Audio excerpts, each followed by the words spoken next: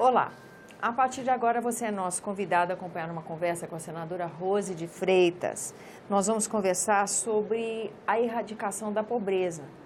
No dia 17 de outubro se comemora o Dia Internacional, né, senadora? Internacional. Para a erradicação da pobreza. E nós vamos fazer aqui uma reflexão, inspirada na reflexão que a senhora fez no seu pronunciamento em plenário, sobre as nossas políticas públicas, sobre a distribuição de renda e como o Estado opera não só a questão da distribuição de renda, mas em propiciar condições em que a pessoa possa abrir mão dessa ajuda, mudar a sua circunstância. Essa foi uma reflexão que a senhora fez em plenário, muito valorizada, né, senadora? A senhora recebeu ali a partes, comemorando a densidade do assunto que a senhora trouxe. Então, o argumento pega uma caroninha para falar do assunto também. Na verdade, saudando a todos, dizer assim, talvez seja o assunto mais doloroso de se tratar, né? É o círculo vicioso que as pessoas acham que só o Bolsa Família, a ajuda do Estado, a política social é um auxílio à pobreza, mas que também não ajuda a sair da pobreza. Nós não temos projetos que resgatam as pessoas na sua condição de pobreza. E o que é assustador, né? Nós estamos falando do Dia Internacional da Erradicação da Pobreza, que é exatamente amanhã, falando do momento exatamente o contrário, onde percebemos que a meta que tínhamos para que em 2016 conseguisse acabar com a pobreza, nós estamos entrando num quadro de extrema pobreza. A pobreza está aumentando, porque quando você não erradica, você não soluciona o problema, a família cresce, ou muitas vezes a família adoece, as pessoas morrem, e você só olha o quadro estatístico de uma coisa, aumentou, diminuiu, óbitos de pessoas que não tiveram como comer, como se alimentar, como tratar, que moram à margem de rios e esgotos, né, infectados de esgoto. Quer dizer, a pobreza aumentou bastante, então nós não temos nada para comemorar. Nós temos que falar sobre esse assunto e o Brasil, se quiser enfrentar de verdade, mas com sinceridade, sem mentir, criar engodos e mecanismos que só ajude a maquiar a pobreza. Vão aumentar o Bolsa Família, que é importante que exista, ninguém está falando em tirar esse subsídio importante para a pobreza, né? Mas que é preciso ter um programa que resgate essa população que aumenta a cada dia que passa, né? No meu estado nós chegamos a 2,4, passamos a 4,4, aumentou o nível de pessoas, o número de pessoas vivendo na extrema pobreza. É muito triste um país como o nosso, né? Nós temos muita coisa para debelar, você tem a corrupção para debelar, a violência para debelar, ainda ver os pobres aumentando cada dia que passa sem nenhuma perspectiva de oportunidade de sair desse quadro que está, né? Ou seja, constatando, a senhora trouxe até dados interessantes. Trouxe, né? Eu já citei ali dados que nós tínhamos, por exemplo, 25 das 27 unidades registraram aumento do número de pessoas, quer dizer, dos 27 estados, nós temos 25 estados hoje de pessoas vivendo em condições de extrema pobreza. Quer dizer, aumentou. A expectativa não era essa, né? O Brasil chegou a ter, numa época, lógico, que toda vez que eu falo isso, não sou ingênua de dizer que isso não tem a ver com gestão pública, né? Se você não oferece a educação como um caminho de oportunidades para que a pessoa possa sair da pobreza, nada acontecerá. E cada dia que passa, nós estamos vivendo momentos mais difíceis.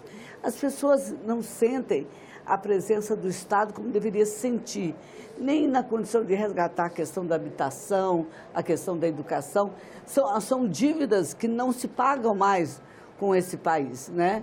Quando você fala, não, vamos para o quadro de investimento, o Brasil vai melhorar. Olha, a inflação caiu.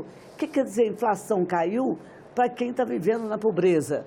Vai importar em que a vida dessa pessoa? Não tem, né? Não importa se você criar políticas sociais que ajustem, quer dizer, acabem com a degradação da pobreza que aumenta a cada dia que passa. Isso sim, né? Esse aumento da pobreza, que como a senhora há pouco falou, a expectativa não era essa, que a pobreza aumentasse. Não, havia uma meta em 2016, inclusive, de erradicar a pobreza. Mas, como a senhora disse, o que ficou capenga para que isso acontecesse, o que foi um impedimento, foi não ter, além dos programas de distribuição de renda, com associado a uma capacitação, a mudança da condição do cidadão que recebe. Com oportunidade. A oportunidade você vai criar se você der condições da pessoa reagir a essa situação de miséria.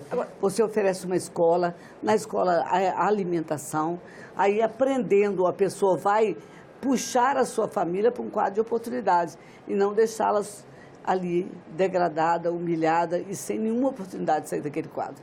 É terrível o Brasil. Só é discutir pobreza sob a ótica da Bolsa Família, né? Bolsa isso, bolsa aquilo, bolsa aquilo. Não se estuda um país desse tamanho, rico como é, a gerar a oportunidade que as pessoas possam dizer, olha, eu sou muito pobre, né? Eu lavo roupa, mas meu filho está estudando.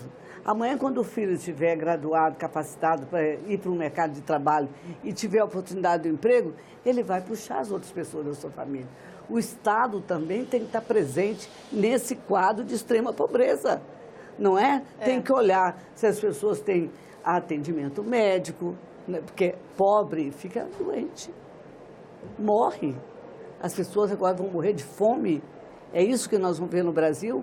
E nós estamos vendo aí os candidatos falarem, eu estava até olhando, eles estão constantemente falando sobre os programas nacionais. No Nordeste, a situação da pobreza piorou. Piorou. Os dados mostram isso com clareza. Em que período? Não, agora, recentemente, né? Que só esses programas continuados de assistência do INSS e do Bolsa Família, eles chegam a somar 25% da renda da região. Isso é uma estatística muito alta.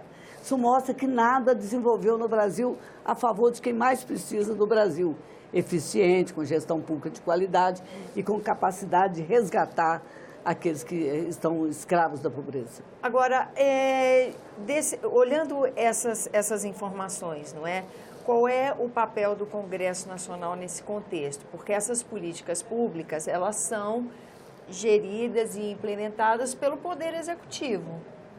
Né? Na verdade, assim, o Congresso discute, por exemplo, que ele tem que fazer alguma coisa que possa gerar mão de obra. Se você olhar, tem uma mão de obra de qualidade e a outra que eu dizia assim, com baixa qualificação, que geralmente é aquela que vai para o comércio. E no comércio ela é utilizada esporadicamente. Quando o Brasil melhora, tem uma onda enorme de consumo, aí cresce o nível de emprego nessa área, mas tudo é uma ficção. Porque daqui a pouco, quando essa bolha de consumo acaba, daqui a pouco o que acontece? Não tem mais aquele emprego. E voltamos a ter a estagnação completa daquele que nós falamos, que é uma qualidade de ação que pode colocar as pessoas com capacidade de trabalho. Isso não pode ser uma onda, não pode ser sazonal de jeito nenhum. Tem que ter programas permanentes. Continuidade, né? Claro, para resgatar. Esse Brasil precisa ser administrado, olhando principalmente para aqueles que sempre viveram escravos da pobreza por falta de programas públicos. E aí a gente tem que falar de educação outra vez. Outra vez. Os programas, no meu estado, por exemplo, construíram uma escola viva, que é um modelo iniciativa privada, com comodato, alguma coisa assim, é mais o dinheiro federal e o estadual. O que acontece? O modelo é de tempo integral, que maravilha. Né? Por que não tem isso para os pobres? Eu gostei muito do modelo, mas esse modelo acabava fechando 3 escolas públicas, entende? Nós não arranjamos definitivamente a saída para o problema que nós estamos vivendo e está diante dos nossos olhos. Quando você vê a violência assolando a rua, tem uma soma de tudo, né? Tem uma soma de uma certa complacência que se tem com drogas nesse país, não se consegue combater, não tem políticas públicas para combater, para auxiliar, para tirar, né, dessa contaminação de drogas em todo lugar, e por outro lado a pobreza, né? O menino que está pela rua, que a mão do crime o alcança com a maior facilidade. O crime hoje entra dentro das casas mais miseráveis para pegar uma criança de 6, 7 anos de idade para fazer o papel de mula, de encarregado de levar uma droga até a esquina. Quer dizer, eu digo que nossa falência, ela chega a ser ética e moral. Por quê? Não é só pela corrupção que o Brasil tem que enfrentar e acabar de vez, né? Mas é pela condição que a gente está vendo as famílias pobres perderem totalmente as suas oportunidades. Eu não tenho uma palavra para dizer no seu programa, que é um programa importante, para dizer assim, olha, mas tem isso que vai ajudar. Não tem. Porque se não formos lá na raiz do problema, cuidar da educação, das famílias pobres, o Estado está presente ali. E aí não é só a Bolsa Família, tem que ajudar. Eu me lembro até que uma vez o Lula falou de alguma coisa assim, esse negócio de cobrar a saída da Bolsa Família é pensamento pequeno burguês. Não, o Bolsa Família está ali para ajudar, mas nós descobrimos tanta coisa errada no Bolsa Família também. Gente que tinha loja, salão de beleza, recebendo Bolsa Família. Então, precisa dar a Bolsa Família para quem precisa e precisa ajudar a capacitar essas pessoas que dependem do Bolsa Família, dar educação aos filhos daquelas famílias que dependem do Bolsa Família, para que ele possa criar ali dentro dele musculatura suficiente para dizer, eu posso combater a minha própria inércia, a minha própria miséria. É isso que nós achamos que o Brasil tem como desafio para frente. E é o desafio do povo, é o desafio do próximo governante, e do próximo, que isso não vai acontecer de uma hora para outra. Senadora, agradeço a sua presença aqui no nosso Eu que programa. agradeço. Agradeço também a você que nos acompanha, lembrando que esse é o programa Argumento, que você é nosso convidado a fazer sugestões e críticas ao trabalho da TV Senado pelo 0800 61 2211, ligação gratuita. Lembro também que é possível rever esse e outros dos nossos programas por endereço eletrônico senado.leg.br/tv. Até a próxima.